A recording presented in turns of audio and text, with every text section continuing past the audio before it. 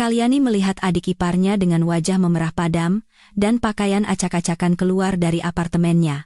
Kalyani bergegas kembali masuk dan segera memeriksa rekaman kamera CCTV yang tersembunyi. Dia nyaris syok dengan apa yang dilihatnya. Sinar matahari yang membakar di penghujung bulan Mei seakan ingin memanggang kulit, membuat orang-orang ingin bersembunyi di dalam ruangan ber-AC yang sejuk. Kalyani menyeret koper beratnya keluar dari lobi menuju pintu masuk bandara. Keringat membasahi kemejanya di bagian punggung, meskipun ia baru saja melangkah keluar dari pintu kaca otomatis. Perjalanan dinas ke Medan selama 2 minggu akhirnya berakhir 3 hari lebih cepat dari jadwal. Dia harus bekerja keras siang dan malam, mempercepat proyek secepat mungkin, hanya demi sebuah kepulangan tak terduga ini. Hari ini adalah hari jadi pernikahannya yang ketiga dengan Bagas. 3 tahun mereka membangun segalanya dari nol hingga mencapai kondisi finansial yang cukup mapan seperti sekarang. Selain koper kerja yang biasa dibawanya, di tangan Kalyani ada satu lagi bungkusan nasi padang yang harum, makanan yang selalu dipuji Bagas sebagai yang paling lezat setiap kali mereka makan di luar. Kalyani membayangkan ekspresi terkejut Bagas saat melihat istrinya muncul di pintu. Dia pasti akan melompat-lompat seperti anak kecil, lalu memeluknya dan memutarnya beberapa kali. Memikirkan itu, semua kelelahan dari perjalanan panjang seakan sirna. Bibir Kalyani tanpa sadar, mengukir senyum bahagia. Apartemen terasa sunyi senyap di jam kerja. Kalyani berjalan berjinjit sepelan mungkin. Dia ingin memberikan kejutan yang paling sempurna untuk suaminya, jadi dia tidak memberitahunya sama sekali. Namun, saat dia mendekati unitnya, senyum di bibirnya membeku. Pintu kayu jati tebal yang biasanya dikunci ganda oleh Bagas saat pergi kini hanya tertutup rapat, menyisakan celah kecil yang gelap. Jantung Kalyani berdetak tak beraturan. Instingnya mengatakan ada sesuatu yang tidak beres. Mungkinkah ada maling masuk di siang bolong? Dia menahan napas, meletakkan bungkusan nasi padang dan kopernya di samping. Lalu berjinjit mendekat, berniat mendorong pintu. Tiba-tiba, pintu terbuka lebar. Sesosok tubuh melesat keluar, nyaris menabraknya. Kalyani terlonjak mundur beberapa langkah. Setelah menenangkan diri dan melihat lebih jelas, dia menyadari itu bukan maling, melainkan Rani, adik angkat Bagas kerabat jauh dari kampung yang selalu Bagas minta untuk ia sayangi seperti adiknya sendiri. Namun, yang membuat Kalyani membeku di tempat bukanlah kehadiran Rani di rumahnya, melainkan kondisinya yang memalukan dan penuh rahasia. Saat itu, Rani berdiri di hadapan Kalyani, wajahnya memerah seperti orang mabuk. Keringat membasahi pelipisnya, napasnya terengah-engah dan putus-putus, dan di tubuhnya, dia hanya mengenakan sebuah kemeja abu-abu kebesaran. Itu adalah kemeja Bagas. Kemeja yang Kalyani setrika dan gantung di lemari pada pagi hari sebelum berangkat dinas. Kemeja itu terlalu besar untuk tubuh kurus Rani. Kancingnya terpasang salah dengan terburu-buru, memperlihatkan kulit putih di leher dan sebagian pahanya. Sepertinya dia tidak mengenakan apapun di baliknya. Kalyani berdiri kaku, matanya terbelalak menatap Rani. Rasanya seperti ada yang menyiramkan seember air es dari kepala hingga ke ujung kakinya. Tenggorokan Kalyani tercekat. Setelah beberapa saat, barulah dia bisa mengeluarkan beberapa kata dengan suara bergetar, "Rani, kenapa kamu di sini? Dan ada apa dengan penampilanmu ini?" Rani tampak sama paniknya saat melihat Kalyani. Dia tersentak kaget, kedua tangannya buru-buru menarik ujung kemeja untuk menutupi pahanya yang terekspos. Matanya bergerak gelisah, tidak berani menatap Kalyani. Setelah tergagap sejenak, dia berkata, Mbak Kalyani, kenapa pulang cepat? Tadi, aku bawain rendang buat Mas Bagas. Terus, kuahnya tumpah kena bajuku, jadi aku pinjam kemeja Mas sebentar. Kuah rendang tumpah? Kalyani bergumam, mengulangi jawaban yang tidak masuk akal itu. Matanya yang tajam menelusuri adik iparnya dari ujung kepala hingga ujung kaki. Kalau kuah tumpah, kenapa rambutnya berantakan seperti habis bergelut? Kenapa wajahnya memerah dan napasnya secepat itu? Dan yang paling penting, di mana pakaiannya yang lain sampai harus memakai kemeja suaminya dengan cara yang begitu menggoda tanpa celana? Melihat Kalyani diam, Rani semakin panik. Dia melangkah mundur ke arah lift, suaranya bergetar seolah mau menangis. Bajuku di kamar mandi, Mbak. Aku harus pergi sekarang. Ada urusan mendadak. Selesai bicara, tanpa menunggu reaksi atau pertanyaan lebih lanjut dari Kalyani, Rani berbalik dan lari ke arah tangga darurat, meninggalkan lift yang pintunya sudah terbuka. Tubuhnya perlahan menghilang di balik pintu besi yang berat, meninggalkan Kalyani sendirian di lorong yang kosong dengan bungkusan nasi padang yang mulai dingin di tangannya. Angin dari jendela koridor berembus kencang. Tetapi Kalyani justru merasakan hawa dingin menjalari tulang punggungnya. Dia menarik napas dalam-dalam, mencoba menenangkan jantungnya yang berdebar gila di dalam dada, lalu melangkah masuk ke dalam apartemen. Saat tiba di ruang tamu, pemandangan di hadapannya membuat perut Kalyani mual. Sofa kain berwarna krem yang selalu ia rawat dengan baik kini berantakan. Bantal-bantal sofa terlempar berserakan di lantai. Di atas meja kaca, ada 2 gelas yang isinya belum habis diminum.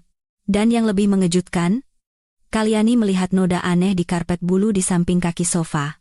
Insting seorang wanita memberitahunya bahwa apa yang baru saja terjadi di sini jelas bukan hal biasa, bukan sekadar kunjungan untuk mengantar rendang seperti kata Rani. Keheningan yang menyelimuti apartemen membuat Kalyani merinding. Di mana Bagas? Dia menyapukan pandangannya ke sekeliling. Pintu kamar tidur sedikit terbuka, tetapi dia tidak buru-buru masuk. Sebuah ide muncul di benaknya, sebuah harapan samar untuk menemukan kebenaran telanjang tanpa harus berkonfrontasi secara verbal. Dia teringat pada sebuah kamera IP mungil yang diam-diam ia pasang di sudut tersembunyi rak buku 3 bulan lalu. Waktu itu, dia memasangnya untuk mengawasi asisten rumah tangga yang lama karena curiga sering mencuri barang. Setelah ART itu berhenti, dia sibuk dengan pekerjaan hingga lupa melepasnya, dan Bagas sama sekali tidak tahu tentang keberadaannya. Tangan Kalyani gemetar saat mengeluarkan ponsel dari tasnya. Jari-jarinya yang biasanya lincah terasa kaku, salah menekan kata sandi 2 kali sebelum berhasil membuka layar. Dia menahan napas, membuka aplikasi kamera CCTV. Jantungnya berdebar begitu kencang, seolah mau melompat keluar dari dada saat layar mulai memuat data. Dia menggeser lini masa mundur sekitar 2 jam. Saat itu adalah awal sore, waktu di mana seharusnya Bagas berada di kantor untuk rapat, menurut jadwal yang ia berikan. Gambar di layar ponsel begitu jernih dan kejam, menghancurkan ilusi keluarga bahagia yang selama ini ia pegang teguh. Bagas, suaminya yang teladan dan tampan, sedang duduk di sofa itu, dan di dalam pelukannya adalah Rani. Mereka tidak menjaga jarak selayaknya kerabat atau adik kakak angkat, melainkan berpelukan erat seperti sepasang kekasih. Gestur mereka begitu intim dan mesra hingga Kalyani harus menutup mulutnya untuk menahan isak tangis yang nyaris meledak. Dia melihat Rani menyandarkan wajahnya dengan manja di dada Bagas. Tangan Rani membelai wajah suaminya dengan lihai, sementara Bagas menikmati semua itu dengan ekspresi puas yang belum pernah Kalyani lihat sebelumnya. Kalyani menaikkan volume suara. Tawa cekikikan dari ponsel terdengar di tengah ruangan yang kosong, bagai pisau tajam yang mengiris hatinya. Rani mendongak menatap Bagas. Suaranya manja. "Mas, kapan sih Mas mau bicara terus terang sama perempuan itu? Aku capek harus sembunyi-sembunyi begini terus. Pura-pura jadi adik yang manis di depan istri tuamu itu. Aku lelah sekali." Bagas tertawa kecil. Tangannya membelai rambut Rani. Suaranya penuh kelicikan dan dingin. "Kenapa buru-buru? Sayang, ikan besarnya sudah dipiring. Kalau sekarang dibuat ribut, rencana besar kita bisa gagal total. Mas tunggu sampai bisa menarik modal 20 miliar rupiah dari perusahaannya, dan proses balik nama apartemen ini selesai. Baru setelah itu kita pikirkan langkah selanjutnya." Kalyani membeku, seluruh tubuhnya mati rasa karena syok. Ternyata, semua kata-kata manis, cinta, dan perhatian yang Bagas berikan selama ini hanyalah topeng sempurna untuk sebuah rencana jahat. Dia tidak hanya mengkhianatinya secara fisik, menginjak-injak cinta dan kepercayaannya, tetapi juga bersekongkol dengan selingkuhannya, untuk merampas seluruh hartanya, uang yang ia kumpulkan dengan keringat dan kerja keras. Di dalam video, Rani cemberut dengan nada meremehkan. "Mbak itu bodoh sekali, ya? Dia pikir aku adiknya Mas, jadi dia baik sekali sama aku. Makanan enak dibagi, barang bagus dibelikan. Tapi Mas juga jahat sekali, dia kan cinta mati sama Mas." Bagas tertawa keras, tawa yang membuat Kalyani muak hingga ke tulang. "Cinta? Zaman sekarang? Uang yang paling penting? Dik?" Kalau dia cinta sama Mas, dia harus berkorban demi Mas. Tunggu sampai Mas ambil kembali semua yang seharusnya jadi milik Mas, nanti Mas tendang dia dari hidup kita. Sekarang kamu bersikap baik saja, ya. Nanti malam Mas kasih hadiah. Kalyani melepaskan ponselnya, nyaris jatuh ke lantai. Air mata tidak bisa keluar karena rasa sakit ini sudah melampaui batas emosional. Rasa sakit itu berubah menjadi sebongkah es dingin yang membekukan hatinya. Dia menatap pria di video itu, pria yang pernah berbagi ranjang dengannya, yang pernah ia percayai sepenuhnya, kini telah menunjukkan wujud aslinya sebagai penipu, iblis berkedok pengusaha terpelajar. Pintu kamar tidur terbuka. Suara langkah kaki yang familiar terdengar di lantai, membuat tulang punggung Kalyani merinding. Dia buru-buru mematikan layar ponsel, memasukkannya ke dalam tas, dan mencoba menormalkan detak jantungnya yang menggila. Bagas keluar dengan pakaian santai yang rapi. Wajahnya menunjukkan sedikit kebingungan saat melihat Kalyani berdiri di tengah ruang tamu. Tapi hanya sesaat, wajah tampannya yang biasa segera kembali terpasang dengan sempurna. Dia berjalan cepat ke arah Kalyani, merentangkan tangannya seolah ingin memeluk istrinya yang baru pulang. Sayang, kapan kamu pulang? Kenapa tidak bilang biar Mas jemput? Mas kangen sekali. Kalyani mundur secara refleks, menghindari pelukan yang dulu selalu ia dambakan. Tatapan matanya kini menyembunyikan rasa jijik dan keterasingan yang tak bisa ditutupi. Bagas berhenti, kedua tangannya menggantung di udara. Senyum di bibirnya membeku sejenak, lalu berubah menjadi ekspresi khawatir yang dibuat-buat. Kalyani menatap matanya, mencoba menahan rasa mual yang hendak keluar dari tenggorokannya. Suaranya terdengar dingin dan bergetar. Kenapa Rani pakai kemejamu lari keluar dari apartemen kita? Kenapa sofa ada noda ini? Dan kenapa apartemen ini bau parfum aneh yang begitu menyengat? Bagas tertegun sejenak. Matanya melirik ke sofa yang berantakan, lalu kembali menatap Kalyani. Wajahnya berubah dari kaget menjadi seolah menuduh. Seakan Kalyani yang tidak masuk akal. Dia mengerutkan kening, nada suaranya penuh dengan perasaan terzalimi. Kamu curiga lagi, ya, sayang? Rani itu ceroboh, kuah rendangnya tumpah kena badannya. Mas sebagai kakaknya, masa tega membiarkan dia kepanasan tanpa kasih baju ganti? Kamu itu terlalu keras bekerja sampai stres. Jangan biarkan cemburu buta merusak keharmonisan keluarga kita. Dia berbicara dengan lancar tanpa jeda. Sikapnya begitu tenang seolah-olah jika Kalyani tidak melihat video itu dengan mata kepalanya sendiri, dia pasti akan percaya bahwa dirinya memang sedang cemburu buta. Dia menatap pria yang pernah sangat ia cintai, pria yang telah ia korbankan masa muda dan hartanya untuk membangun karier bersama, kini berdiri di hadapannya, memainkan peran sebagai suami yang teraniaya. Kata-kata Bagas di video tadi masih terngiang di telinganya bagai kutukan. Tunggu sampai Mas bisa menarik modal 20 miliar rupiah dari perusahaannya, dan proses balik nama apartemen ini selesai. Baru setelah itu Mas tendang dia dari hidup kita. 20 miliar rupiah dan apartemen ini. Itulah semua yang Kalyani miliki, hasil keringatnya dan bantuan orang tuanya di kampung yang menjual tanah untuk mengirimkan uang. Jika sekarang dia mengamuk dan membongkar kedok Bagas, tentu pria itu akan waspada dan segera mencari cara untuk memindahkan aset-asetnya. Kalyani mengepalkan tangannya begitu erat hingga kukunya menancap ke telapak tangan. Dia menelan air mata dan dendamnya ke dalam dada. Dia harus bersabar. Kejam terhadap musuh saat ini adalah belas kasihan untuk dirinya sendiri di kemudian hari. Kalyani menarik napas dalam-dalam, memaksakan seulas senyum kaku. Nada suaranya melembut karena lelah. Mungkin aku memang terlalu lelah. Perjalanan panjang ini membuatku capek. Maaf. Ya, melihatnya mengalah, Bagas menghela napas lega. Dia mendekat, meletakkan tangannya di bahu Kalyani, membelainya lembut. Nah, kan?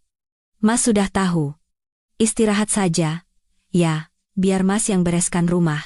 Rani memang ceroboh sekali. Malam itu, Kalyani berbaring di samping suami yang telah menemaninya selama 3 tahun, tetapi merasa lebih kesepian dan kedinginan dari sebelumnya. Dengkuran teratur Bagas terdengar di sebelahnya, bagai ejekan yang menyakitkan.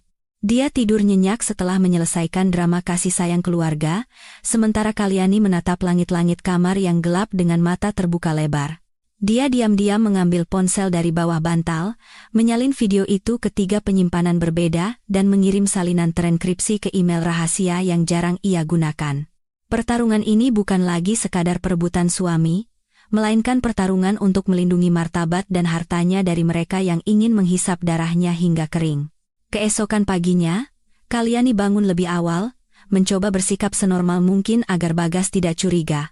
Bagas masih menunjukkan perhatian seperti biasa, mencium keningnya sebelum berangkat kerja dan mengatakan bahwa hari ini ada banyak pekerjaan di kantor sehingga akan pulang malam.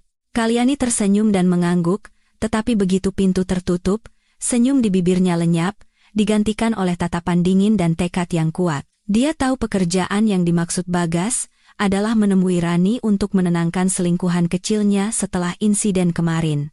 Kalyani duduk termenung di ruang tamu, mencoba merangkai semua petunjuk. Dalam video kemarin, Rani sempat menyinggung soal ingin makan yang asam-asam. Tiba-tiba Kalyani teringat, 2 minggu sebelum ia berangkat dinas, Rani pernah meneleponnya untuk meminta rekomendasi dokter kandungan yang terpercaya karena siklus menstruasinya tidak teratur. Saat itu dia tidak curiga sama sekali, bahkan merekomendasikan klinik pribadi milik sahabat baiknya semasa kuliah. Sebuah firasat buruk memberitahunya bahwa menstruasi tidak teratur itu mungkin adalah awal dari tragedi yang lebih besar. Kalyani dengan gemetar mengambil ponsel dan menelepon sahabatnya. Setelah berbasa-basi sebentar, dia memberanikan diri bertanya, "Sei, Rani, adik iparku, jadi periksa di klinikmu tidak? Bagaimana kondisinya?" Aku baru pulang dinas, belum sempat tanya."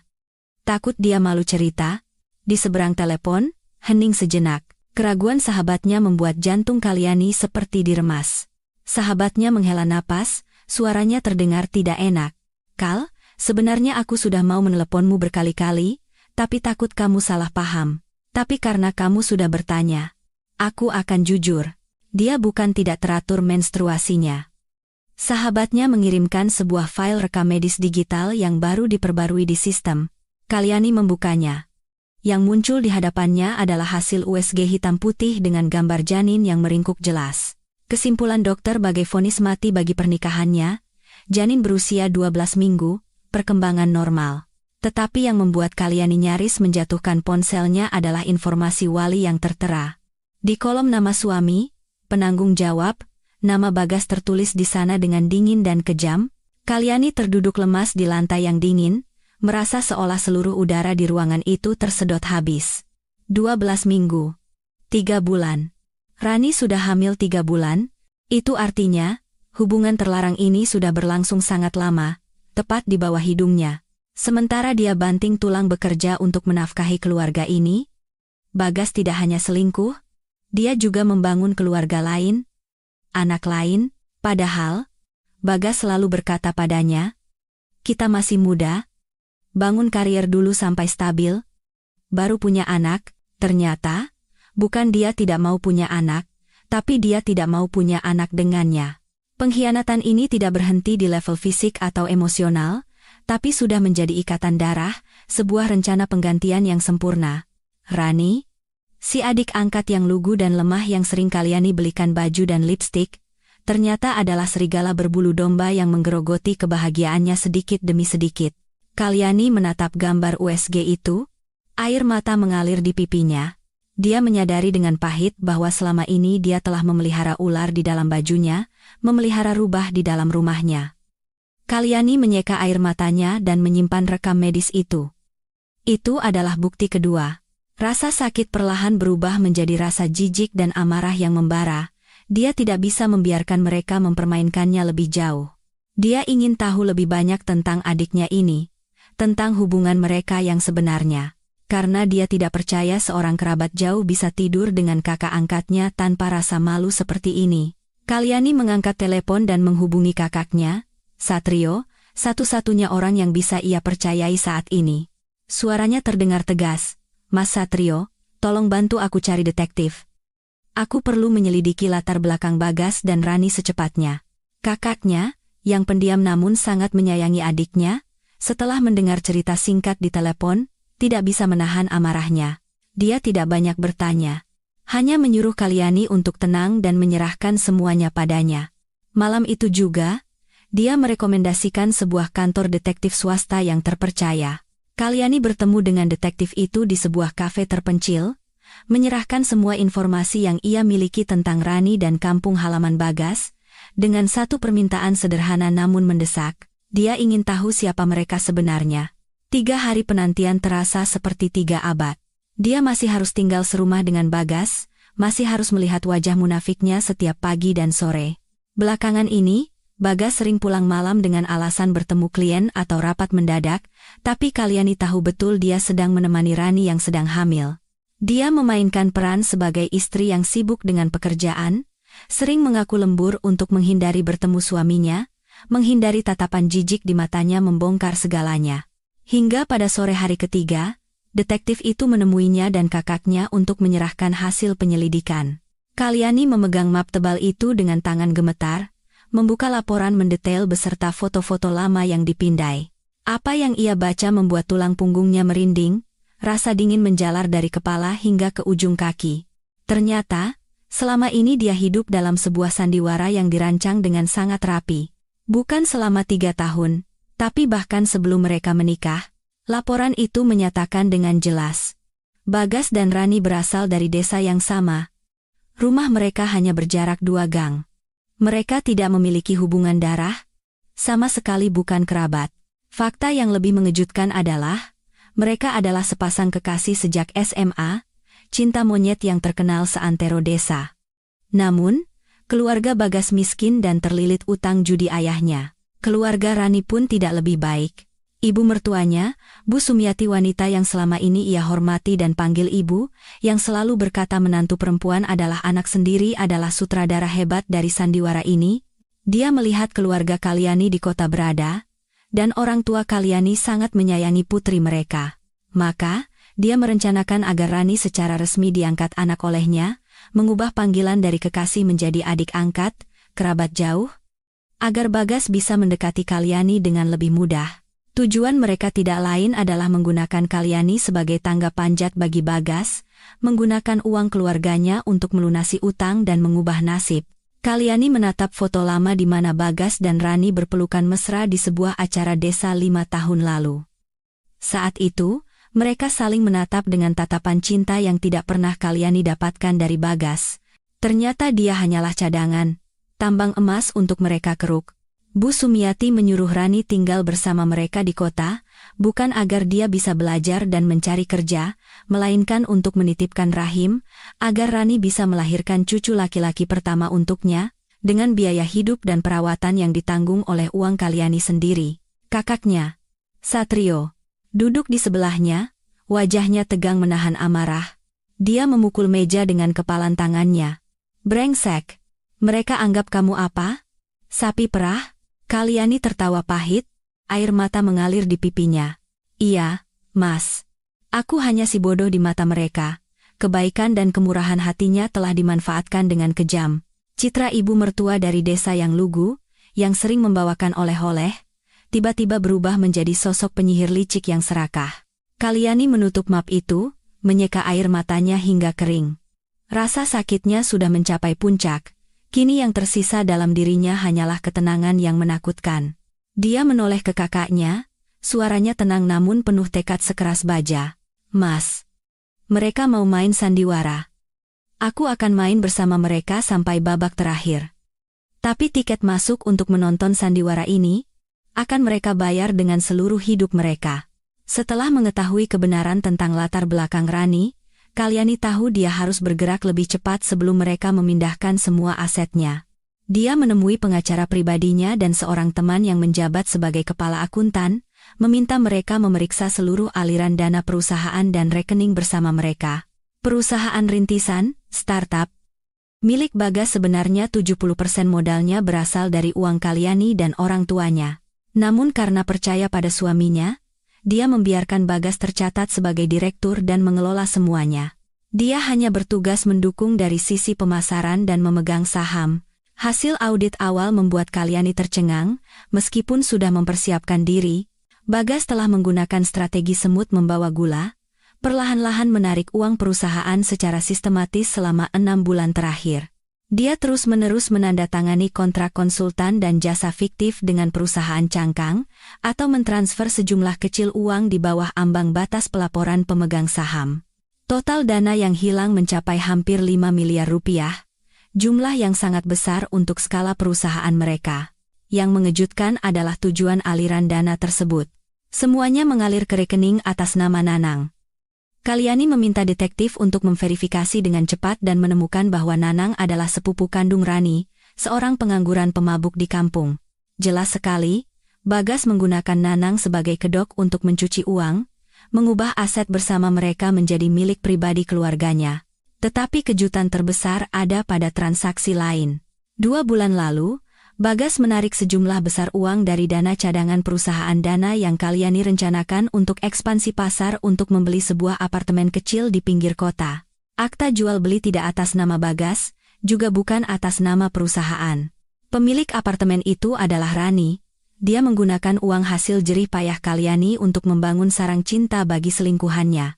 Kalyani menatap laporan rekening koran, angka-angka yang menari di hadapannya seolah mengejek kebodohannya.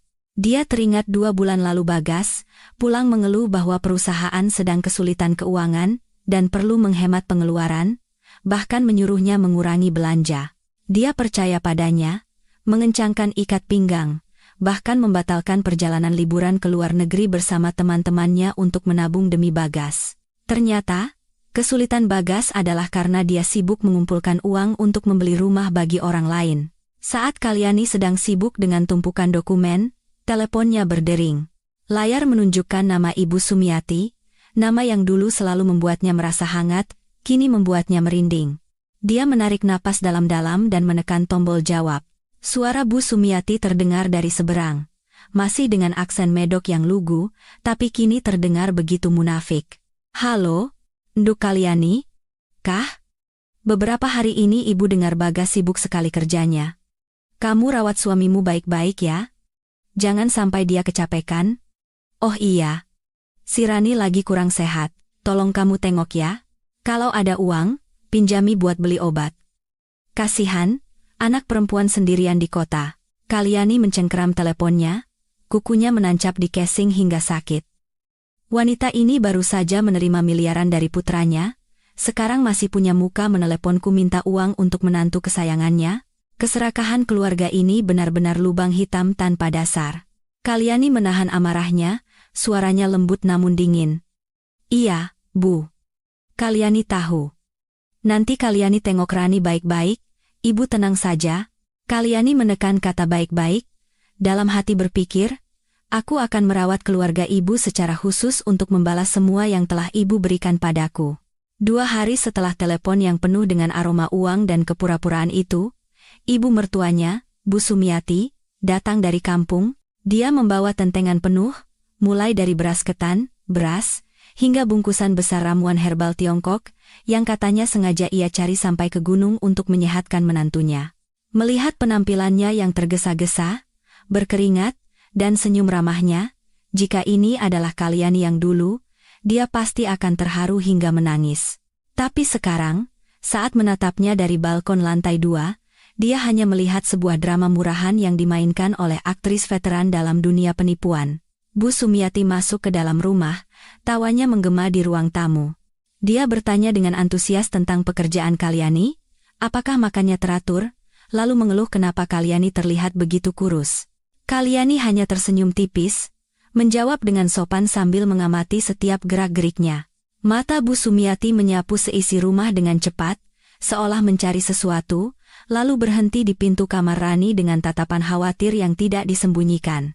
Kalyani tahu, tujuan utama kedatangannya bukan untuk menyehatkan menantu mandul ini, tapi untuk menjaga janin di dalam rahim putri angkat kesayangannya. Makan malam itu, Bu Sumiati sibuk di dapur sepanjang sore, merebus ayam dengan ramuan herbal dalam panci besar.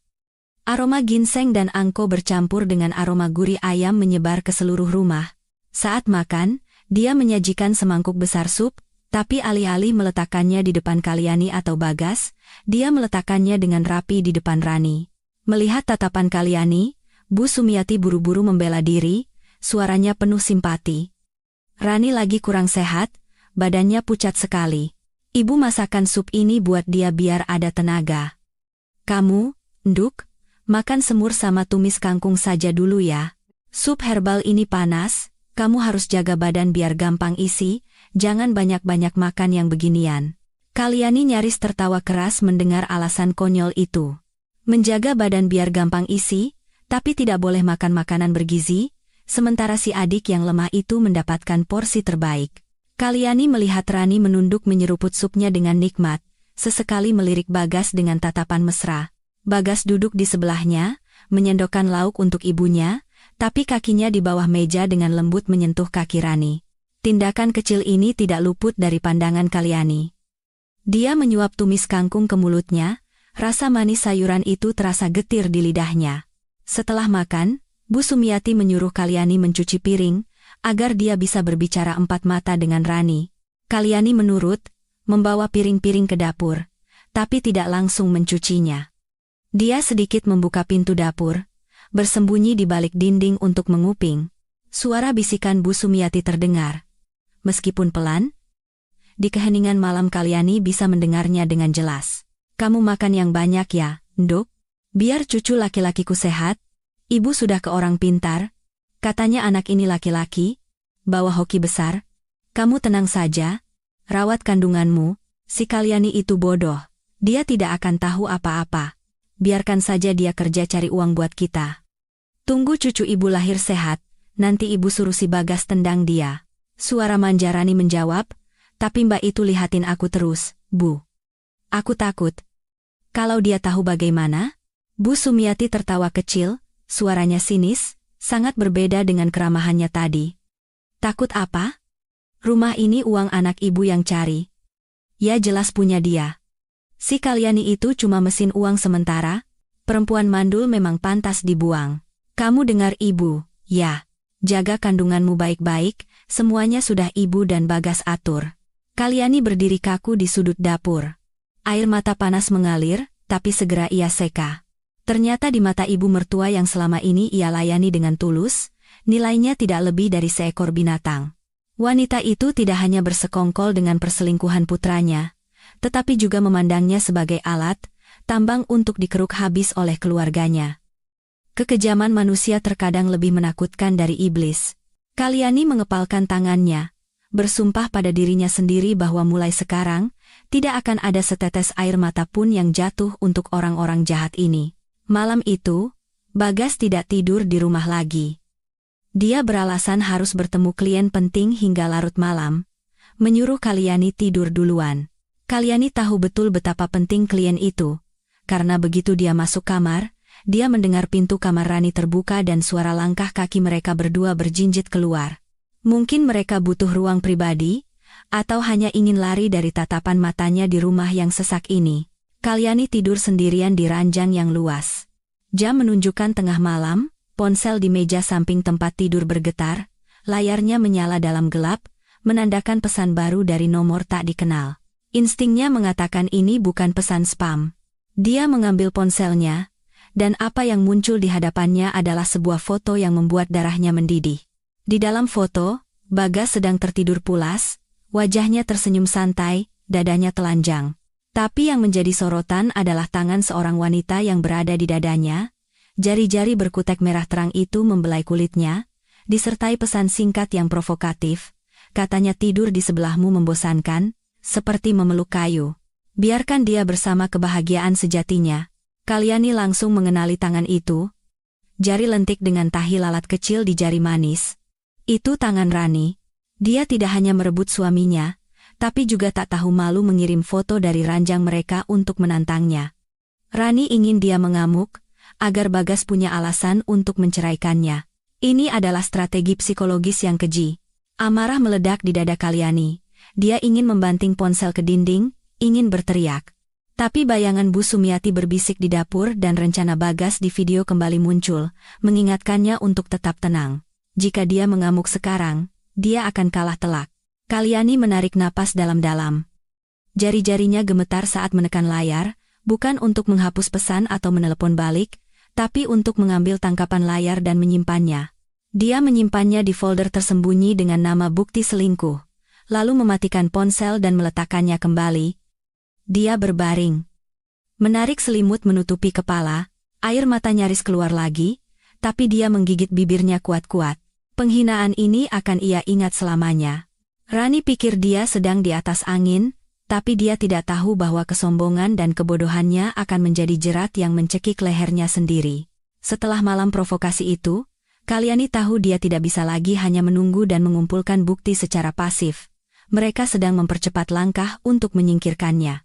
Jadi, dia harus memiliki strateginya sendiri. Dia memutuskan untuk menggunakan taktik senjata makan tuan, menyerang keserakahan Bagas yang tak terbatas. Dia menghabiskan pagi itu menyusun serangkaian perjanjian pinjaman palsu, yang di luarnya tampak seperti dokumen penerimaan investasi, namun di dalamnya terselip klausul yang mengikat pertanggungjawaban finansial pribadi Bagas dengan kuat. Malam itu, dia menyiapkan makan malam istimewa dengan makanan favorit Bagas dan sebotol anggur merah. Saat Bagas pulang dan melihatnya tampak bahagia, dia terlihat heran dan waspada. Namun, aroma makanan yang lezat dan sikap manis Kalyani membuatnya lengah. Di tengah makan malam, Kalyani berpura-pura menghela napas panjang, wajahnya cemas. Bagas pun bertanya, "Kenapa? Sayang, ada masalah di kantor?" Kalyani meletakkan sumpitnya, menatap Bagas dengan mata berkaca-kaca. "Mas, tadi orang tua telepon. Mereka bilang baru saja menjual tanah warisan di kampung, dapat uang 3 miliar rupiah. Mereka mau kirimkan ke kita untuk ekspansi perusahaan." Tapi, Kalyani menghentikan kalimatnya, melirik ekspresi Bagas. Tentu saja, mendengar angka 3 miliar rupiah, mata Bagas berbinar. Dia mencondongkan tubuhnya. "Tapi apa, sayang? Itu kan bagus sekali. Tapi ayah dan ibu bilang bisnis sekarang susah. Mereka ingin ada ikatan yang jelas. Aku juga berencana menarik semua tabungan pribadiku, dan menjual emas kawin kita untuk digabungkan, biar Mas bisa pakai untuk modal. Aku hanya takut kita tidak sanggup, nanti kalau rugi kasihan orang tua," kata Kalyani dengan nada polos dan penuh pengorbanan. Mendengar Kalyani akan mempertaruhkan seluruh harta pribadinya, Bagas sangat gembira. Dia buru-buru memegang tangan Kalyani. "Oh, istriku yang baik. Kenapa khawatir sejauh itu? Dengan modal dari orang tuamu dan darimu, Mas jamin perusahaan kita akan terbang. Kamu tenang saja. Besok Mas akan suruh ibu bawa Rani pulang kampung, biar kita punya waktu berdua dan kamu tidak banyak pikiran."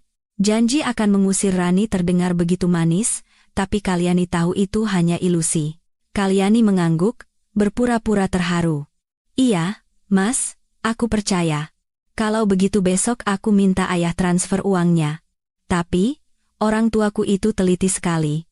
Mereka mau Mas menandatangani surat pengakuan utang dan komitmen penggunaan dana ini, sebagai formalitas saja biar mereka tenang. Mas mau, kan, Bagas?"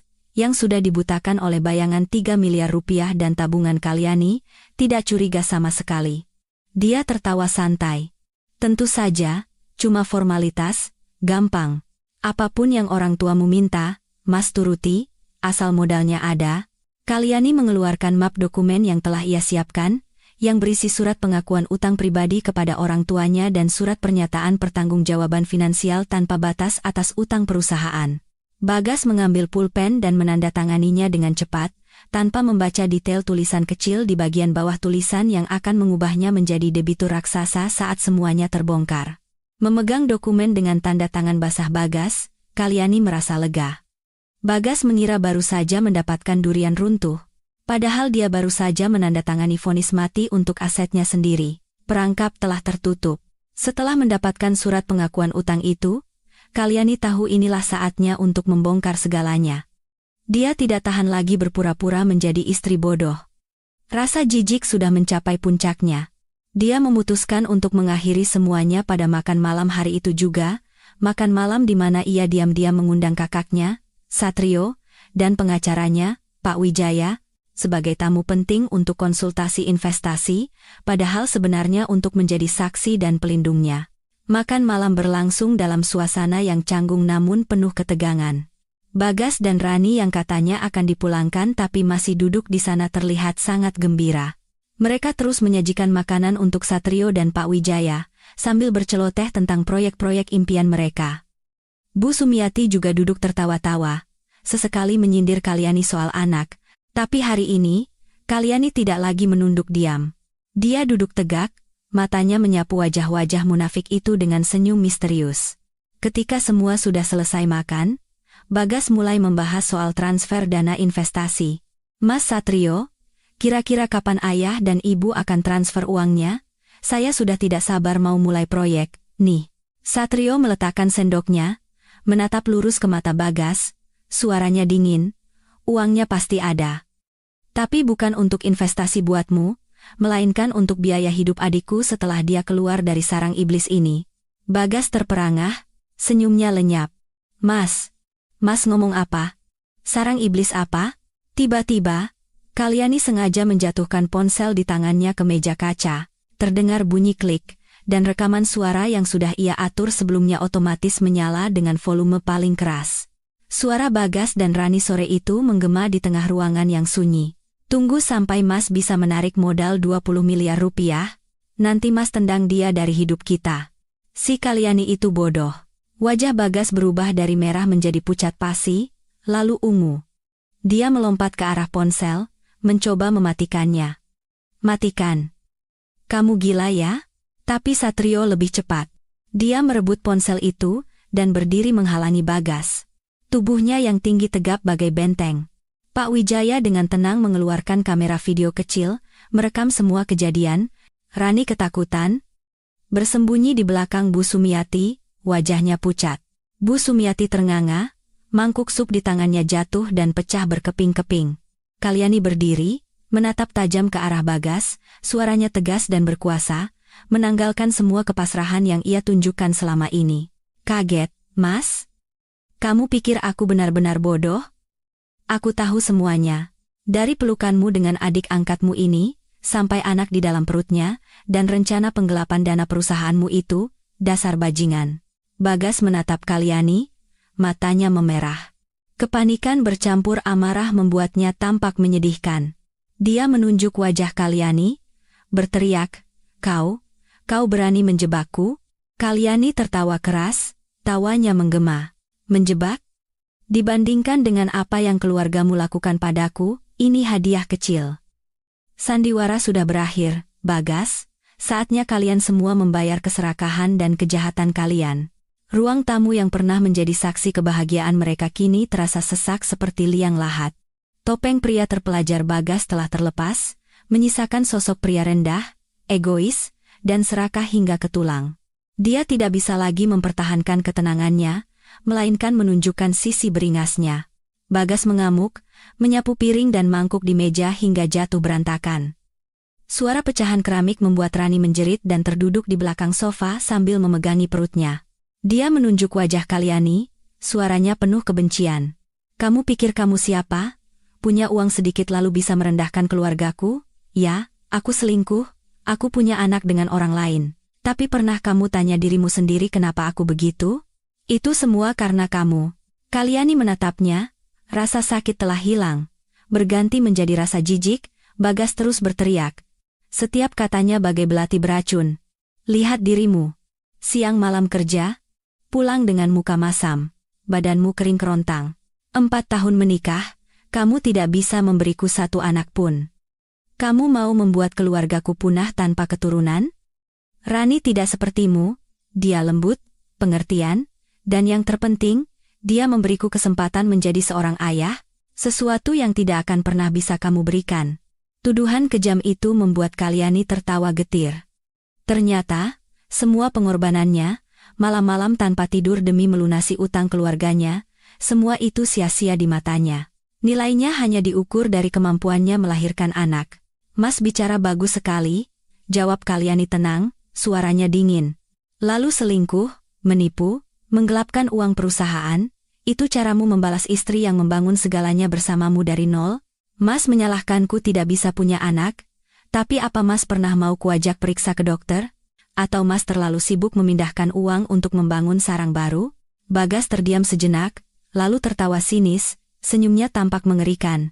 Dia mendekati Kalyani, mengabaikan hadangan Satrio. Jangan bawa-bawa uang. Rumah ini, perusahaan ini, meskipun modalmu lebih besar, Tapi kerja keras dan koneksi bisnis itu dariku. Tanpa aku, kamu mau apa dengan tumpukan uang itu? Kalau mau cerai, aset harus dibagi dua. Rumah ini juga ada hakku. Jangan harap bisa mengusirku dengan tangan kosong. Bu Sumiati, yang sudah sadar, melihat putranya di atas angin. Dia berdiri sambil berkacak pinggang, mendukung putranya. Betul. Anakku sudah kerja keras bertahun-tahun, rumah ini haknya juga. Kamu sebagai istri tidak bisa menjaga suami, itu salahmu. Sekarang mau merampas hasil jerih payahnya? Dasar perempuan tidak tahu diri, mandul, jangan harap bisa menghancurkan kebahagiaan orang lain. Kalyani menatap ibu dan anak itu, orang-orang yang pernah ia anggap keluarga, kini menunjukkan wujud aslinya sebagai perampok tak tahu malu. Tapi mereka salah, Kalyani hari ini bukan lagi menantu yang lemah. Satrio, yang sedari tadi diam agar pengacara bisa merekam semua tingkah laku mereka, kini melangkah maju. Tangannya menekan bahu Kalyani, suaranya berat dan berwibawa, cukup. Kalian mau bagi harta? Silakan. Kita bertemu di pengadilan. Sekarang, saya minta kalian keluar dari rumah adik saya. Kalau tidak, saya panggil polisi atas tuduhan membuat keributan dan masuk tanpa izin. Kata-kata Satrio bagai air dingin yang menyiram mereka. Bagas tahu posisinya lemah secara hukum. Dia menggeram, menatap Kalyani dengan tatapan penuh dendam. Hebat kamu, kita lihat saja nanti. Ibu, Rani, kita pergi. Setelah ketiga orang itu pergi mengemasi barang, Kalyani berdiri di tengah ruang tamu yang berantakan, hatinya terasa hancur berkeping-keping. Tapi anehnya, tidak ada rasa sakit seperti hari pertama ia tahu kebenarannya. Yang ada hanyalah kehampaan dan kelegaan, seolah tumor ganas yang menggerogoti tubuhnya akhirnya diangkat. Satrio menepuk bahunya. Kamu hebat, Kal. Sekarang, kemasi barang-barangmu yang paling penting. Kita pulang ke rumah ayah dan ibu. Jangan tinggal di tempat kotor ini sedetik pun lagi. Kalyani menurut, masuk ke kamar tidur utama. Dia tidak membawa banyak barang, hanya dokumen penting, beberapa potong pakaian, dan kenang-kenangan pribadi. Dia meninggalkan semua barang pasangan, termasuk foto pernikahan mereka yang tergantung di dinding. Dia ingin membuang semuanya agar saat melangkah keluar, dia menjadi pribadi yang baru. Saat dia menyeret kopernya keluar, Bagas, Bu Sumiati, dan Rani juga keluar dengan susah payah membawa tas-tas besar. Rani menempel pada Bagas, tangannya terus memegangi perutnya seolah itu adalah jimat keberuntungan. Matanya melirik Kalyani dengan takut sekaligus puas. Mungkin dia berpikir, setidaknya dia mendapatkan Bagas. Kalyani berhenti di depan mereka, menatap mata Rani. Suaranya tenang namun tajam. Kamu tidak perlu sembunyi-sembunyi lagi, Rani.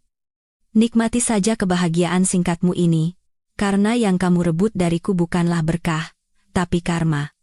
Semoga kamu bisa menjaga pria ini baik-baik, karena orang yang mengkhianati istrinya sendiri, suatu hari juga akan mengkhianati selingkuhannya. Wajah Rani memucat. Bagas hendak memaki, tapi melihat Satrio berdiri tegap di sebelahnya, dia menelan amarahnya. Dia mendengus dingin, lalu menarik tangan Rani dan ibunya menuju lift. Bayangan mereka perlahan menghilang, membawa serta semua kotoran dan kepalsuan dari hidup Kalyani. Kalyani melangkah keluar dari gedung apartemen, menghirup udara malam dalam-dalam. Jalanan mulai sepi. Kalyani menatap langit malam yang gelap tanpa bintang, tapi di hatinya, secercah harapan mulai tumbuh. Kakaknya mengantarnya pulang ke rumah orang tua. Di dalam mobil, dia menyadari sudah terlalu lama mengabaikan keluarga sejatinya demi mengejar ilusi. Pertarungan hukum di depan mata akan panjang dan sulit, tapi dia tidak takut lagi, karena dia tidak sendirian. Setibanya di rumah orang tuanya, Kalyani merasa seperti burung tersesat yang kembali ke sarang. Ibunya, Bu Arini, tidak banyak bertanya atau menyalahkan. Dia hanya membuatkan bubur ayam hangat dan menyiapkan tempat tidur untuknya. Keheningan yang penuh pengertian itu membuat air mata yang ditahannya selama ini akhirnya pecah. Kalyani memeluk ibunya, menangis terseduh-seduh seperti anak kecil. Keesokan paginya, telepon berdering. Nomor Bu Sumiati. Kalyani ragu sejenak, lalu memutuskan untuk menjawabnya, menyalakan pengeras suara. Begitu tersambung, suara melengking Bu Sumiati terdengar. Kalyani, kamu di mana? Hebat ya kamu, berani mengusir kami tengah malam. Masih punya hati nurani kamu, hah? Wanita itu tidak punya rasa bersalah sedikit pun, malah memainkan peran sebagai korban. Kalyani menarik napas dalam-dalam, menjaga suaranya tetap tenang. Pagi? Bu, saya tidak mengusir siapa-siapa. Putra ibu dan ibu sendiri yang pergi. Lagi pula, rumah itu statusnya sedang dalam sengketa. Sengketa apa? Teriak Bu Sumiati. Ku beritahu ya, jangan pikir punya uang lalu bisa seenaknya sama kami. Anakku meninggalkanmu itu sudah benar. Perempuan mandul tidak tahu malu. Mau menuntut? Akan kutuntut balik seluruh keluargamu. Aku akan datangi kantormu, akan kumalukan kamu di depan semua orang biar mereka tahu kamu itu istri macam apa. Ancaman rendahan itu membuat Kalyani gemetar karena marah. Wanita itu berniat menggunakan opini publik dan harga diri untuk menekannya. Kalyani hendak membalas, tapi ibunya yang sedari tadi diam, tiba-tiba merebut telepon darinya. Ibunya, wanita yang biasanya lembut dan sabar, kini terdengar sangat tegas. Ibu Sumiati, saya ibunya Kalyani. Saya dengar semua yang Anda katakan. Anda bilang putri saya tidak tahu malu?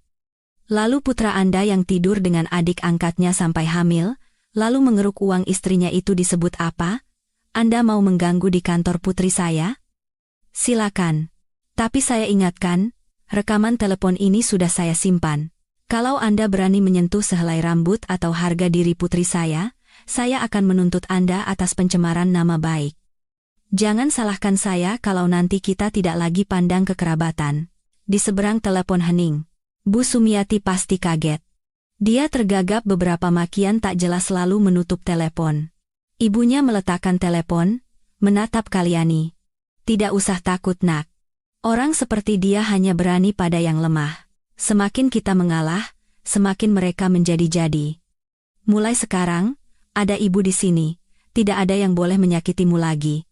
Kalyani menatap ibunya, rasa terima kasih membanjiri hatinya. Benar. Anak rusak karena ibu, cucu rusak karena nenek. Kebejatan Bagas dan Rani didukung oleh pembelaan buta dan keserakahan Bu Sumiati. Tapi Kalyani lebih beruntung. Dia punya ibu yang hebat sebagai sandaran di tengah badai ini. Beberapa hari berikutnya, Kalyani tidak membiarkan dirinya tenggelam dalam kesedihan. Dia bekerja sama dengan pengacara dan detektif untuk menyusun berkas gugatan. Pertarungan ini tidak hanya butuh alasan, tapi juga angka-angka yang berbicara dan bukti yang tak terbantahkan. Pengacaranya, Pak Wijaya, sangat berpengalaman. Mereka menelusuri aliran dana yang digelapkan Bagas, laporan rekening koran dibeberkan, setiap transaksi diperiksa. Mereka menemukan transfer rutin dari rekening Bagas ke rekening Nanang, sepupu Rani, dengan keterangan samar. Segera setelah uang masuk, uang itu akan ditarik tunai atau ditransfer ke rekening atas nama Bu Sumiati. Ini adalah pola pencucian uang yang jelas. Tapi bukti paling kuat adalah dokumen jual beli apartemen atas nama Rani. Detektif menemukan agen properti yang mengurus transaksi itu. Setelah melihat foto Bagas dan Rani, agen itu langsung mengonfirmasi. Iya, Pak. Mereka berdua datang lihat unit. Si pria bilang ini calon istrinya, sayang sekali sama dia, beli rumah untuk menyambut anak pertama mereka. Bayarnya tunai, ditransfer dari beberapa rekening katanya untuk kejutan. Kesaksian ini lebih berharga dari emas. Ini tidak hanya membuktikan hubungan mereka, tapi juga membuktikan sumber dana pembelian rumah berasal dari Bagas. Pak Wijaya tersenyum puas. Dengan bukti ini, ditambah surat pengakuan utang 3 miliar yang cerdasnya kamu buat dia tanda tangani, kita pasti menang. Dia tidak hanya akan keluar dengan tangan kosong, tapi juga menanggung utang besar. Kalyani menatap kepingan puzzle yang perlahan lengkap. Pengkhianatan Bagas bukanlah sesaat, melainkan rencana jangka panjang yang detail dan kejam. Namun, Pak Wijaya mengingatkannya satu hal penting. Kalyani, untuk memastikan 100%, kita butuh dokumen asli sertifikat apartemen dan polis asuransi jiwa yang kamu bilang disimpan Bagas. Kalau dia menghancurkannya, akan sangat merepotkan. Peringatan itu menyadarkan Kalyani. Benar. Sertifikat apartemen mereka dan polis asuransi bernilai tinggi masih ada di brankas rahasia di ruang kerja. Dia harus kembali ke sana. Keputusan kembali ke apartemen lama bukanlah tindakan gegabah, melainkan langkah penting dalam pertaruhan ini. Kalyani memilih siang hari di tengah minggu, waktu di mana seharusnya Bagas sibuk di kantor. Kakaknya, Satrio, mengantarnya dan menunggu di seberang jalan. "Kamu yakin bisa sendiri? Atau Mas temani?" tanya Satrio cemas. Kalyani menggeleng, mencoba tersenyum. "Aku punya kunci sendiri, Mas. Cuma ambil barang sebentar. Kalau ada apa-apa, aku telepon. Kalau 5 menit aku tidak turun, Mas susul." "Ya." Kalyani berjalan cepat melewati lobi. Lift membawanya ke lantai 12. Di depan pintu yang familiar, tangannya gemetar saat memasukkan kunci. Untungnya, kunci itu masih berfungsi. Bagas pasti meremehkannya. Dia mendorong pintu perlahan, masuk ke dalam apartemen yang gelap dan berbau apek. Pakaian berserakan, kotak makanan sisa di mana-mana. Jelas sejak dia pergi, Rani tidak pernah bersih-bersih. Kalyani berjinjit menuju ruang kerja.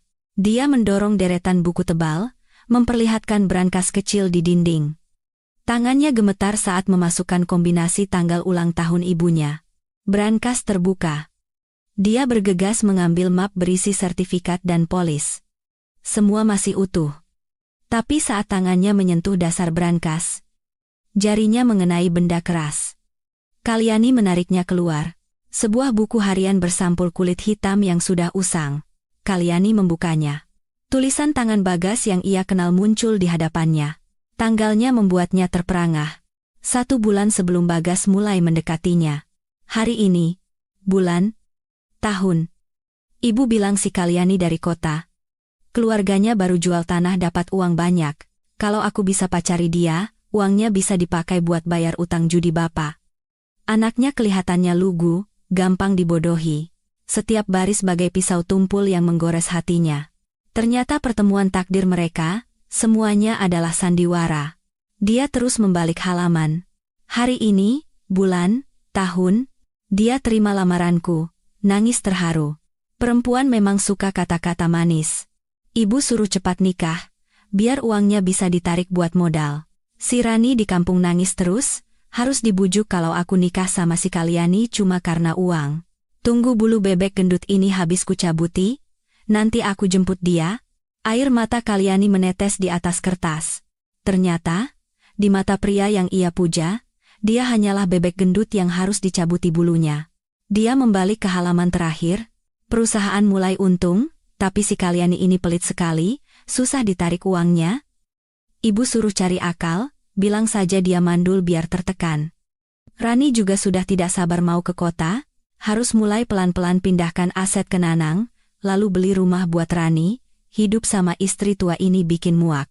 Kalyani menutup buku harian itu, memasukkannya ke dalam tas. Jantungnya berdebar kencang. Ini bukan lagi sekadar bukti selingkuh, ini adalah bukti kejahatan penipuan dan penggelapan terencana. Dengan buku ini, dia tidak hanya bisa membuat Bagas keluar dengan tangan kosong, tapi juga bisa mengirimnya ke penjara. Dia berdiri, berniat segera pergi. Tiba-tiba, terdengar suara kunci dari pintu depan. Pintu terbuka. Kalyani membeku. Seharusnya Bagas ada di kantor. Terdengar suara sepatu hak tinggi dan nyanyian pelan seorang wanita. Itu Rani. Kalyani panik mencari tempat sembunyi, tapi ruang kerja itu terlalu kecil. Sebelum dia sempat bereaksi, pintu ruang kerja didorong terbuka. Rani muncul di hadapannya, masih mengunyah buah di mulutnya. Mata mereka bertemu. Udara seakan berhenti. Rani terbelalak, lalu matanya jatuh ke tas Kalyani yang terbuka, memperlihatkan sudut map merah dan buku harian hitam yang familiar. Hening sejenak. Rani yang pertama bereaksi. Dia melempar kantong buahnya. Menerjang Kalyani seperti kucing liar. Maling. Berani kamu kembali mencuri barang Mas Bagas? Kembalikan buku itu. Dia menarik tali tas Kalyani, terjadi perebutan sengit. Meskipun Kalyani lebih kurus, dendam memberinya kekuatan. Lepaskan. Ini hartaku. Bukti kejahatan kalian. Kamu sudah tahu isinya kan? Kamu tidak akan kubiarkan membawanya pergi. Kamu mau menghancurkan Mas Bagas? Akan kubunuh kamu. Teriak Rani.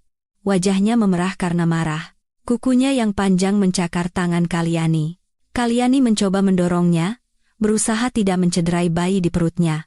Tapi Rani tidak peduli. Dia menggunakan perutnya sebagai tameng, mendorong Kalyani hingga menabrak dinding. "Tolong! Maling! Ada yang mau merampok!" teriaknya, mencoba menarik perhatian tetangga. Saat Kalyani terdesak, sesosok bayangan tinggi besar menerobos masuk. Itu Satrio. Dia mendengar jeritan dan langsung berlari naik. Satrio menarik pergelangan tangan Rani, mendorongnya hingga jatuh ke sofa. "Apa yang kamu lakukan?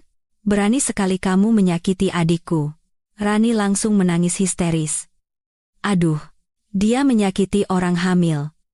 Mas Bagas, tolong, istri lamamu mau membunuh anak kita." Saat itu juga, Bagas berlari masuk, terengah-engah. Melihat pemandangan kacau itu, tanpa bertanya dia langsung melayangkan tinju ke arah Satrio. "Brengsek! Berani kau sakiti istri dan anakku." Tapi Satrio, yang fisiknya jauh lebih kuat, dengan mudah menepisnya, dia menunjuk wajah Bagas. "Buka matamu, lihat siapa yang menyakiti siapa. Adikku datang mengambil barangnya. Selingkuhanmu ini yang menyerangnya duluan." Bagas melihat luka cakar di tangan Kalyani, lalu matanya tertuju pada buku harian hitam yang menyembul dari tas. Wajahnya pucat pasi, dia tahu buku harian itu, bukti paling fatal yang ia sembunyikan. Keberingasannya lenyap, digantikan ketakutan luar biasa. Dia tergagap. "Kalyani, apa yang kamu pegang itu? Kembalikan. Itu barang pribadi." Kalyani menatapnya dengan tatapan paling menghina. "Pribadi? Sangat pribadi sampai Mas mencatat detail rencana menipu istrimu sendiri selama 4 tahun? Sudah selesai, Bagas. Buku harian ini akan jadi tiket sekali jalan untukmu ke penjara. Ayo, Mas Satrio, kita pergi." Kalyani berbalik, mengabaikan jeritan Rani dan permohonan Bagas di belakangnya. Satrio mengawalnya keluar, membanting pintu, mengurung orang-orang jahat itu di dalam sangkar yang mereka ciptakan sendiri. Setelah kekacauan itu, Kalyani menyerahkan buku harian dan semua dokumen kepada Pak Wijaya. Dia memastikan ini adalah bukti pamungkas. Tapi Bagas tidak menyerah begitu saja. Malam itu, saat keluarga Kalyani sedang makan malam, sebuah pesan masuk dari Bagas, bukan permintaan maaf, tapi ancaman paling rendah. Bagas mengirim foto-foto intim mereka saat masih bersama. Meskipun wajah tidak terlihat jelas, latar belakangnya cukup untuk dikenali. Pesannya dingin. "Kamu pikir dengan buku harian itu kamu menang? Aku beri waktu 24 jam untuk menarik gugatan dan mengembalikan buku itu. Kalau tidak, foto dan video ini akan kukirim ke semua rekan kerja, klien, bahkan bosmu. Kita lihat saja apa harga diri wanita baik-baikmu itu masih tersisa, atau kamu akan malu sampai bunuh diri." Mangkuk nasi di tangan Kalyani jatuh. Seluruh keluarga terkejut. Ibunya merebut ponsel, dan setelah membacanya, tangannya gemetar karena marah. Ayahnya, yang biasanya tenang, memukul meja dengan keras. "Kurang ajar, berani sekali dia. Ayah akan datangi rumahnya dan kuhajar dia." Kalyani duduk membeku, rasa mual menjalari tenggorokannya. Ternyata kerendahan Bagas tidak ada batasnya. Dia tega menggunakan momen paling pribadi mereka sebagai senjata. Dia pikir Kalyani akan takut, akan tunduk. Tapi Kalyani hari ini sudah terlalu banyak melewati rasa sakit untuk jatuh pada trik kotor seperti ini. Dia menarik napas dalam-dalam, menyeka air mata yang baru saja keluar. Dia menatap keluarganya dengan mantap. "Ayah, Ibu, tenang saja. Dia melakukan ini justru karena dia ketakutan. Aku tidak akan berkompromi." Kalyani meneruskan semua pesan ancaman dan foto itu kepada Pak Wijaya dan seorang teman di kepolisian siber. Dia membalas pesan Bagas, singkat namun menusuk, "Silakan kirim. Tapi ingat, menyebarkan konten pornografi dan melakukan pemerasan akan menambah hukuman penjara Mas bertahun-tahun." Pesan ini sudah kuteruskan ke polisi. Semoga berhasil. Setelah mengirim pesan itu, dia mematikan ponselnya. Hatinya tenang secara aneh. Dia sudah mencapai titik kekecewaan tertinggi pada pria itu. Sekarang, tidak ada lagi yang bisa menyakitinya. Pesan ancaman dari Bagas adalah paku terakhir di peti mati hubungan mereka. Keesokan paginya, Kalyani bersama kakaknya tiba di kantor Pak Wijaya, membawa semua bukti yang ia peroleh dengan air mata dan rasa sakit. Gugatan cerai telah disusun dengan cermat. Kalyani memegang pulpen, menatap kata gugatan cerai yang tercetak tebal. Tangannya sedikit gemetar, bukan karena takut, tapi karena dia tahu, setelah ini, hidupnya akan memulai babak baru. Gugatan itu tidak hanya menuntut perceraian, tapi juga menuntut Bagas atas dua tuduhan utama, penggelapan dana atas dasar kepercayaan, dan pelanggaran undang-undang perkawinan yang menyebabkan kerugian serius.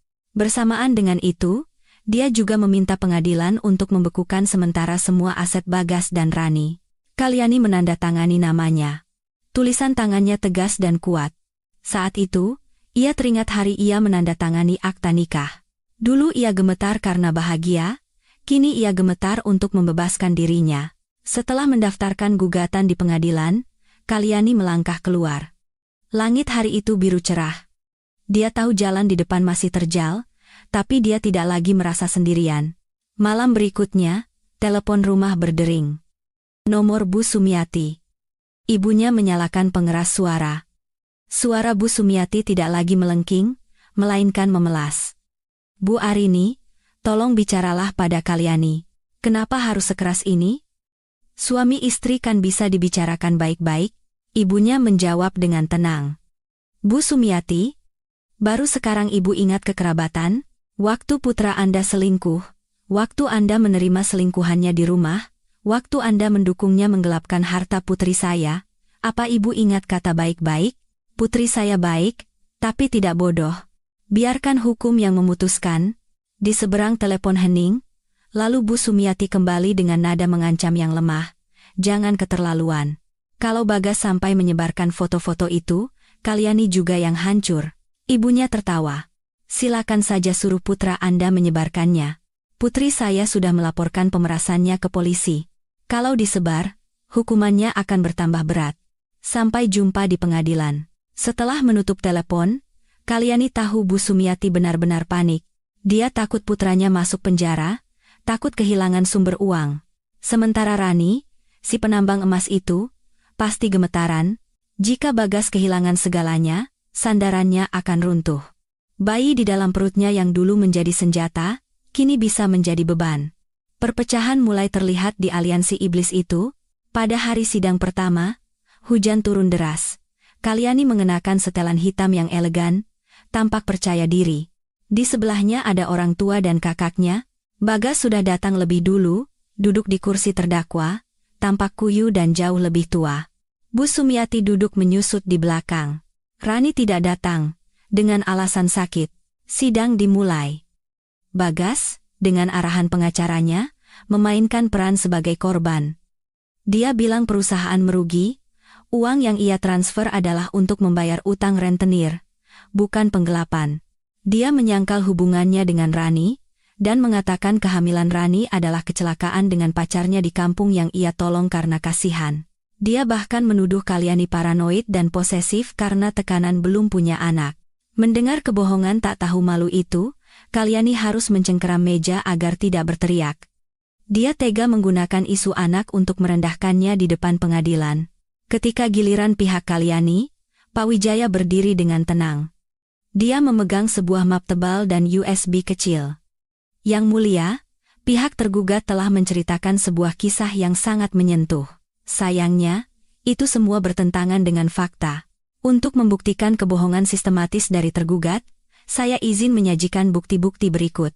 Pertama, layar besar di ruang sidang menyala, memutar video CCTV dari ruang tamu Kalyani.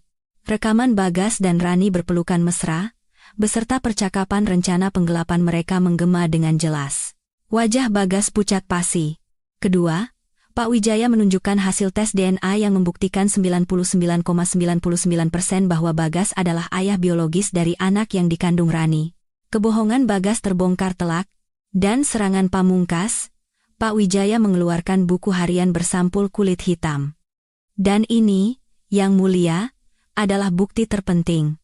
Buku harian yang ditulis tangan oleh tergugat sendiri, mencatat secara detail rencana penipuan dan penggelapan harta klien saya, bahkan sejak sebelum mereka menikah. Pak Wijaya membacakan kutipan-kutipan paling kejam dari buku harian itu, suaranya menggema di keheningan ruang sidang. Bagas, melihat buku hariannya, matanya terbelalak ngeri. Dia mencoba menerjang maju, tapi ditahan oleh petugas. Itu milik pribadi. Kalian mencurinya. Jangan dibaca. Teriaknya putus asa. Ketua hakim mengetuk palu. Terdakwa harap tenang. Hasil pemeriksaan grafologi telah memastikan tulisan tangan ini milik Anda. Ini adalah bukti sah yang menunjukkan niat jahat dan perencanaan dari awal. Apakah terdakwa masih punya pembelaan? Bagas ambruk di kursinya. Bu Sumiati pingsan dan harus dibawa keluar. Suasana semakin tegang. Tiba-tiba, Bu Sumiati yang sudah siuman, menerobos masuk dan berteriak-teriak histeris di ruang sidang. Dia menunjuk-nunjuk Kalyani. Tidak adil. Ini semua salah perempuan mandul itu. Dia tidak bisa memberi cucu, makanya anak saya cari perempuan lain. Apa salahnya? Dia tidak tahu berterima kasih, malah memenjarakan suaminya sendiri. Perempuan jahat. Seluruh isi ruang sidang tercengang melihat tingkah laku wanita tua itu. Dia sama sekali tidak sadar putranya telah berbuat kriminal, malah terus menyalahkan Kalyani soal anak. Tindakannya itu justru semakin memberatkan posisi Bagas. Setelah jeda singkat, majelis hakim kembali. Ketua hakim berdiri, membacakan putusan. Berdasarkan bukti-bukti yang ada, pengadilan memutuskan. 1. Mengabulkan gugatan cerai dari penggugat, Saudari Kalyani. 2. Mengenai harta bersama, tergugat, Saudara Bagas, terbukti bersalah penuh dalam merusak perkawinan dan melakukan penggelapan aset. Seluruh dana sebesar 5 miliar rupiah, beserta apartemen dan mobil yang dibeli dengan uang penggugat, harus dikembalikan sepenuhnya kepada Saudari Kalyani. Bagas terduduk lemas, bahunya bergetar. Tapi putusan belum selesai. 3. Mengenai pertanggungjawaban pidana.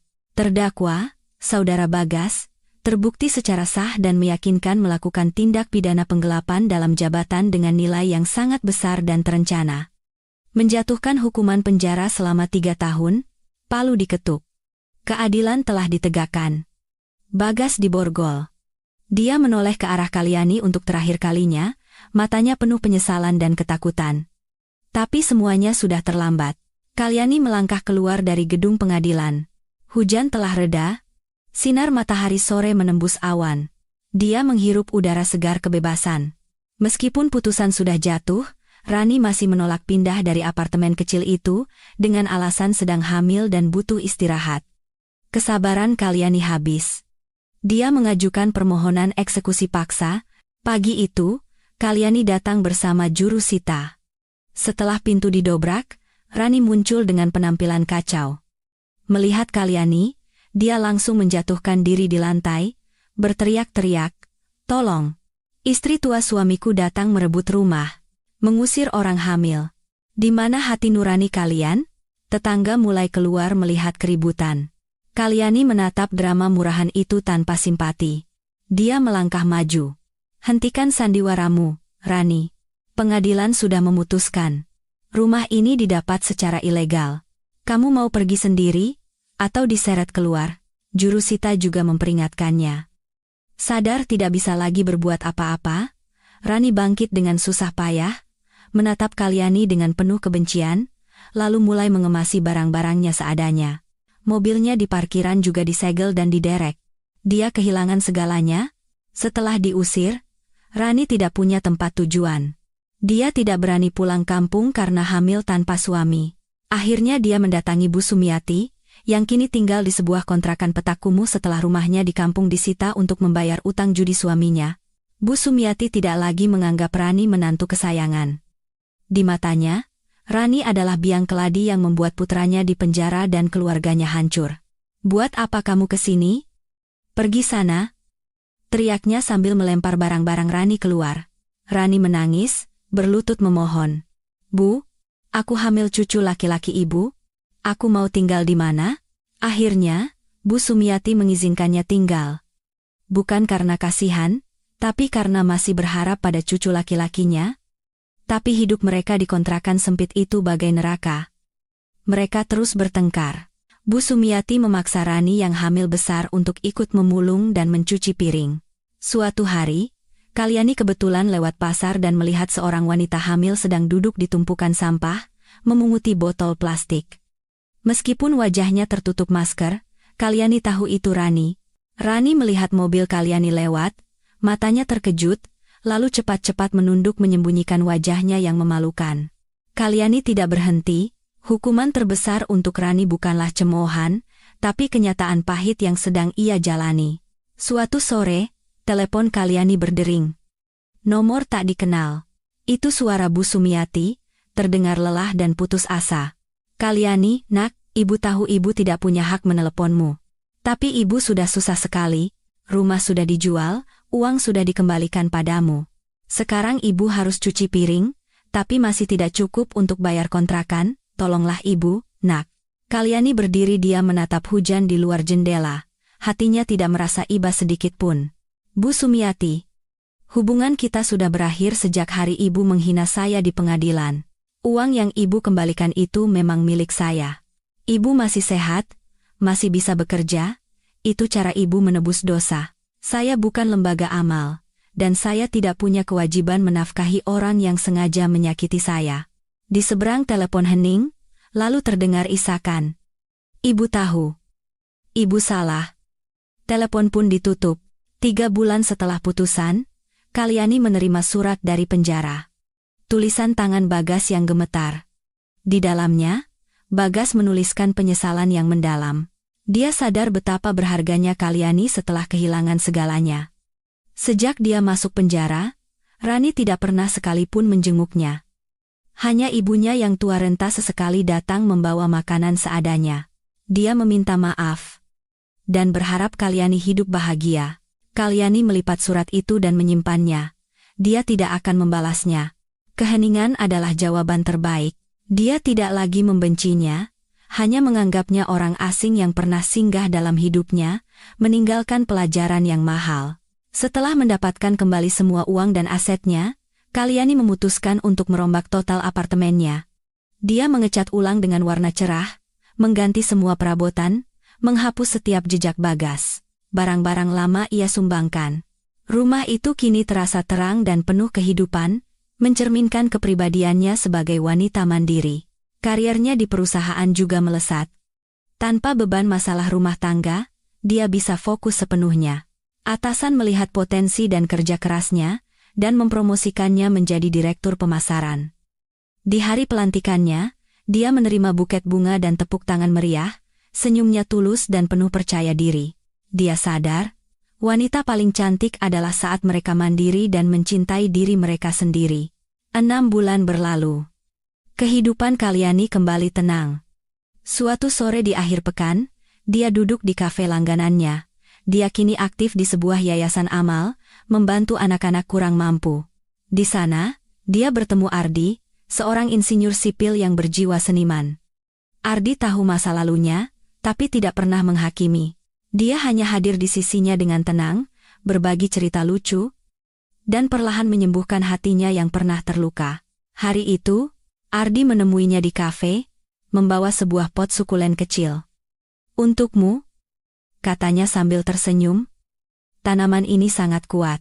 Meskipun di tanah kering atau berbatu, dia tetap bisa tumbuh dengan baik. Sama sepertimu, Kalyani." Kalyani menatap tanaman itu, lalu menatap mata Ardi. Dia merasakan kehangatan yang tulus, yang sudah lama tidak ia rasakan. Dia tersenyum. Badai telah berlalu, dan di ujung cakrawala, matahari baru telah terbit untuknya.